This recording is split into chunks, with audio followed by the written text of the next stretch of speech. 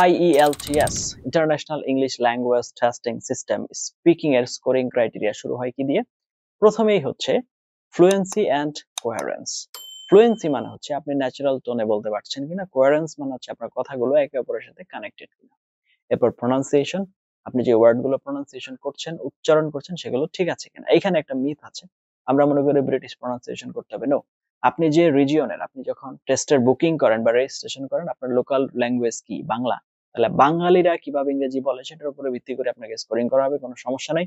এখানে British American লাগবে এরকম কোনো বিষয় না, আমরা আমাদের প্রোনাউন্সিয়েশন করবো, দ্যাটস ইট। এরপরে আসতেছে হচ্ছে আপনার GRA, grammatical range and accuracy. এইখানে আপনার টেন্স, সাবজেক্ট, ভার্ব, এগ্রিমেন্ট যা আছে, টেন্সের সেন্টেন্স মেকিং এর জন্য যা লাগে ওইগুলো কাউন্ট করা হচ্ছে। তারপরে আছে লেক্সিক্যাল রিসোর্স, এখানে সঠিক শব্দের সঠিক ব্যবহার হচ্ছে কিনা। মূলত এই চারটা ক্রাইটেরিয়ার উপরে ভিত্তি করে আপনাকে স্কোরিং করা হয় আইএলটিএস স্পিকিং এ। এই ধরনের আরো অনেক ইনফরমেটিভ লেসন পাওয়ার জন্য দয়া করে চ্যানেলটি সাবস্ক্রাইব করে পাশে থাকতে ভুলবেন না।